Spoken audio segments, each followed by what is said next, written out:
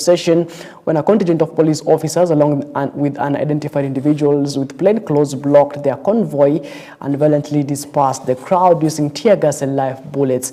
The leaders claimed that the officers accused them of holding an unauthorized meeting in the area and began to harass and intimidate them despite no prior indication or wrongdoing. Now the chaos saw congregants and residents scatter in panic as clouds of tear gas filled the air, bringing the otherwise peaceful Sunday gathering to an abrupt and frightening end.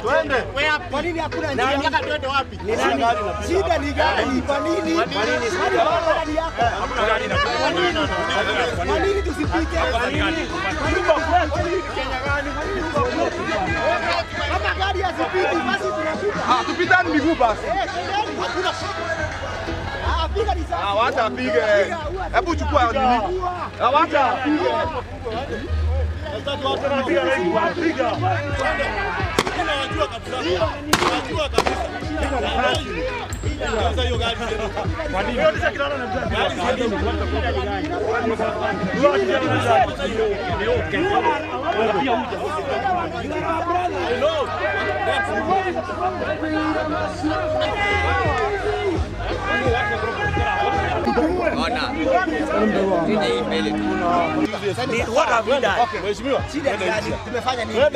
Kwa nini tusiende hivi? Now, at the same time, members of parliament and political leaders allied to the Democracy for Citizens Party have issued a strong condemnation of Sunday's violent crackdown by police officers in Kahuru, Murang'a County, terming it as an assassination attempt and direct assault on democratic freedoms. Now, the incident occurred shortly after the leaders had attempted a church service, or rather had attended a church service at AIPC Christ the King Church, where they had openly criticized the government over issues including extrajudicial killings and the recent reduction in education capitation. Speaking during a press conference held hours after the attack, the leaders accused police officers and hired goons of ambushing their convoy, firing tear gas and live bullets and destroying vehicles in all that they claim was a coordinated act of political violence. As we were joining the main road coming from the church, we were ambushed by the police. Without our awareness, they started eating our cars. One particular police officer had a very big stone and they eat the windscreen, so even the driver could not be able to see. But I want to thank God and my driver because the swift action actually saved us, because he swapped and went downwards. Otherwise, during that particular moment, 3 bullets passed through the body of my car, and I was particularly the target, and I believe it was an attempted assassination. Everybody has a freedom of choice. We have a choice and freedom to associate with whoever we associate ourselves with. And that freedom is fundamental, it is in our constitution. We also have a right to dissociate ourselves with anybody we feel we don't want to associate with. We have dissociated ourselves 100% with President William Ruto. Nothing, absolutely nothing, will take us back to William Ruto. And let me tell William Ruto, so long as a bullet has not gone through the members of this team that you are seeing here, we will still be there telling our people to chase you home, because you are the worst accident that ever happened to this country. Electing you was a tragedy of monumental magnitude. We are the one that elected you, and we are the one that will send you home. We just want to ask the National Police Service, if indeed you are meant to protect lives and property, why are you destroying properties? Why are you shooting live ammunition to innocent people who are peaceful? We even pleaded with the person who was commanding that team. If it is a meeting you don't want us to do, then allow us to go home. We are just from a church. If you don't want us to do a meeting, then allow us to go home. When I told them to allow us to go home, they started tear gassing, and they were tear gassing specific people. Please don't kill us. Please don't allow security apparatus to be controlled by politicians, because politicians may not know how to operate. Let the mama mbogas of Gonda, of Gacharage, of Kandara, of Kangari do their businesses. The small businesses they do, you do not have to tear gas them. So we are saying it's a sad day, and I think we want to call on the International Criminal Court to come and carrying out investigations. You can see the damage they've done. We've actually seen their attempts to kill people because we've seen cars that have bullet holes, and it's unfortunate that someone sat and did that. So we've been attacked, we've seen cars destroyed, they've broken our windscreens, they've broken our window panes, and for no reason at all. Now, after days of uncertainty and fear, missing human rights activist Mwabili Mwagodi has been found alive, bringing both relief and renewed outrage. Now, Mwagodi, who vanished under mysterious circumstances in Dar es Salaam, Tanzania on Wednesday, July of 2025, was discovered in a disoriented and distressed state in the early hours of Sunday morning, dropped in the dead of night in a bushy area in Kinondo, Kwale County. Now, according to Hussein Khalid, CEO of Vocal Africa, the activist, barefoot and visibly shaken, walked nearly 3 kilometers through the darkness to reach Diani, where he managed to contact his family. Now, Kioko Karen Blessing now reports.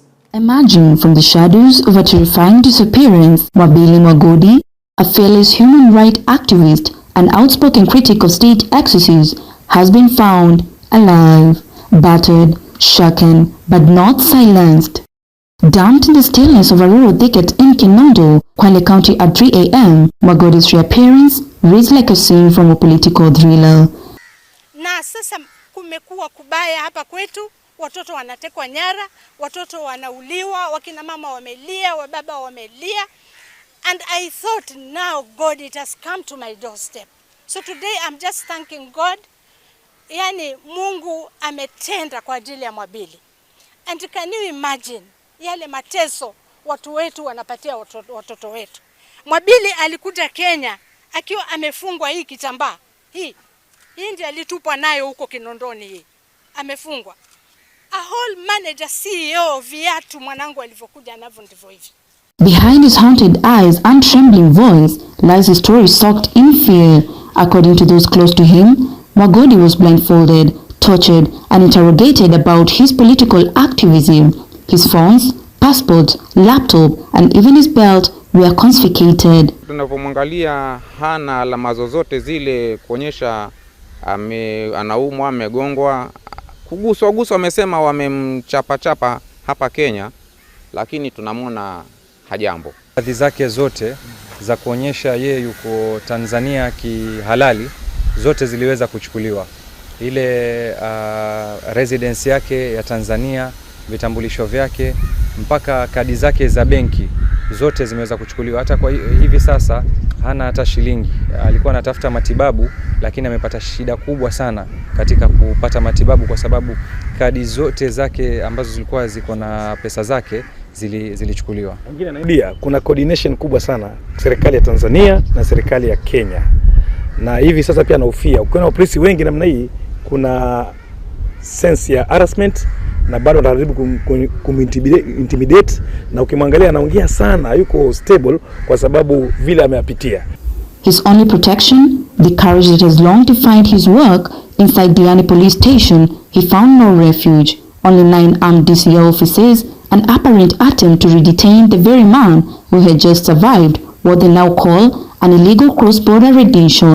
Hali yake ya afya anapata matibabu kwa sasa. Daktari wake tutasubiri mpaka wamalize harakati hizo, atatuelezea zaidi endelea namna gani. Are we glad that Mwabili is back as a family? Yes. We are glad. Are we concerned about his future?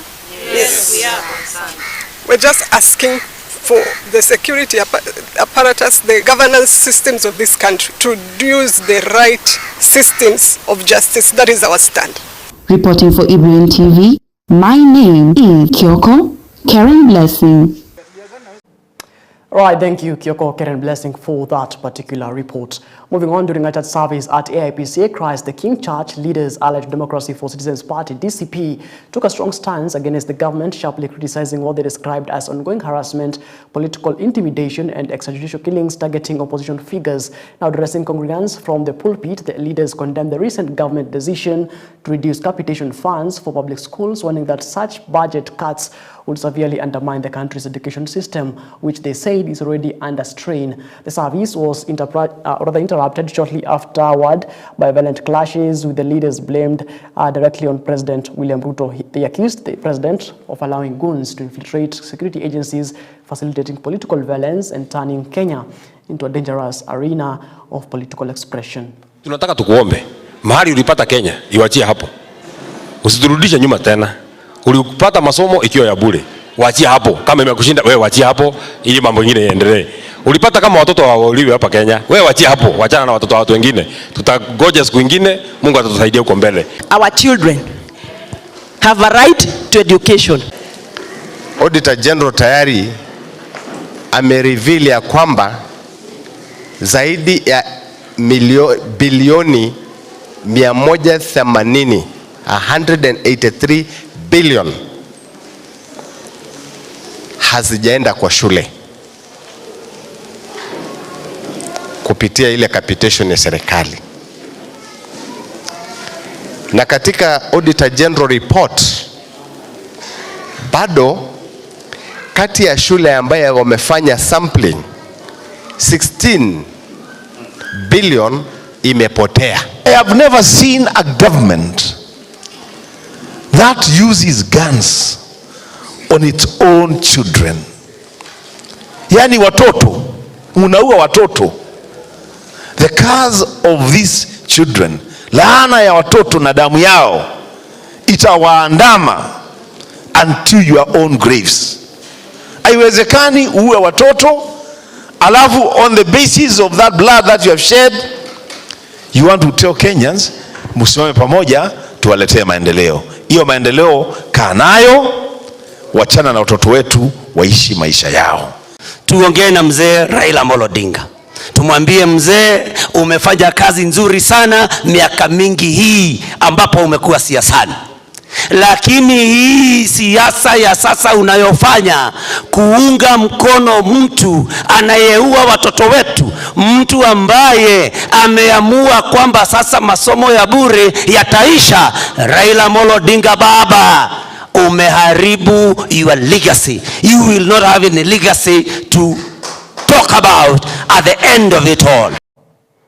Now, the head of state, that is President William Ruto, has assured Kenyans that the government's plan to provide free education for primary and secondary schools will not be disrupted. Speaking during a Sunday service at ACK St. Martin's Church in Kariobangi, Nairobi, President William Ruto emphasized that free education is a constitutional right and reaffirmed the government's commitment to investing more in the education sector. The president further revealed that his administration is working to ensure teachers receive a salary increment of up to 29%. He highlighted that over the past 2 years, the government has strived to make education more accessible to all students across the country. Additionally, President William Ruto stated that the government continues to build and expand schools to guarantee equal opportunities for all Kenyan children, reinforcing its dedication to improving the country's education system. Elimu ya watoto wetu ni ya muhimu sana. Mimi najua askofu, tukijenga kanisa hii tutakuwa na Sunday school. Mahali wengi wetu tulipitia pale, mahali ambapo watoto wetu wanaweza kufundishwa neno la Mungu in their young age, na vile vile masomo katika taifa letu la Kenya. Na mimi nataka niwahakikishie wa Kenya ya kwamba free primary education katika primary na secondary ni haki ya kikatiba ya wananchi wa taifa letu la Kenya. Na tumehakikisha ya kwamba in the last 2 years tumefanya mambo kadhaa to make sure that education is truly universal and truly accessible, because the commitment we have is that education is the greatest empowerment that any society, any country can give to its young people. And that is why education must be affordable, must be accessible, must be of good quality and must be relevant. Na sababu hiyo ndio tumeweka pesa nyingi kujenga madarasa mpya. Kwa miaka 2 imepita tumejenga madarasa mpya 23,000. Hapa Nairobi peke yake niliwapatia wabunge wa Nairobi bilioni 1 kujenga madarasa mpya hapa Nairobi. kwa sababu hapa Nairobi ndio tulikuwa na changamoto kubwa ya msongamano katika madarasa yetu na watoto wengi walikosa nafasi ya kusoma. Vile vile tumekubaliana ya kwamba mambo ya masomo katika university tumeongeza pesa ili tuhakikisha kwamba ile new funding model inahakikisha hakuna mtoto wa Kenya anawachwa nyuma, wapate wote nafasi ya kusoma. Right, it is exactly 14 minutes past the top of the hour. That's right, we take a short breather here on Christian World Today. We'll be back in just a bit.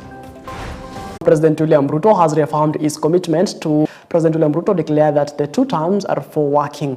He assured Kariobangi residents that his administration is committed to initiating and completing key development projects that will uplift the lives of ordinary Kenyans. Ruto also emphasized the importance of national unity, urging all Kenyans to come together regardless of political affiliations to build a better and more prosperous country. Mimi nasikia mnasema 2 term. Ate mnasema 2 term. Lakini sikizeni, hiyo 2 term ni ya kazi, ni ya kufanya affordable housing, ni ya kujenga mambo ya markets, ni ya kupanga mambo ya masomo ya watoto wetu, ni kupanga mambo ya SHA, kila mtu apate matibabu, ndio Kenya iweze kusonga mbele. Tumekubaliana? Ate mnasemaje watu wa Nairobi? Ate mnasema ni kazi bila break? Mnasema kazi bila break? Alafu mnasema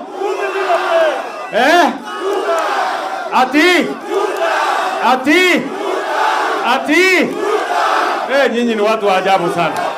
Pale kwa affordable housing tunapanga ajira ya vijana. Pale kwa ujenzi wa markets tunapanga ajira ya vijana. Pale kwa kujenga barabara tunapanga ajira ya vijana. Pale kwa climate works tunapanga ajira ya vijana, kwa sababu ajira ni ya muhimu kwa vijana wetu wa taifa letu la Kenya, wakiwemo vijana wa hapa Nairobi. Jameni, tuko pamoja Nairobi, tuko pamoja Kariobangi. Munasema tuungane, tushirikiane, tufanye kazi pamoja. Wale wanakubali tushirikiane, tuungane, tufanye kazi pamoja? Jameni, nione. Jameni, mimi nataka niwaenzi na niwashukuru. Sawa sawa. Ni washukuru ya kwamba Kenya hii tutaibadilisha kwa mapenzi ya Mungu. Tubadilishe Kenya iwe ni mahali ambapo kilimo inasonga mbele, tunazalisha chakula, tunafukuza njaa.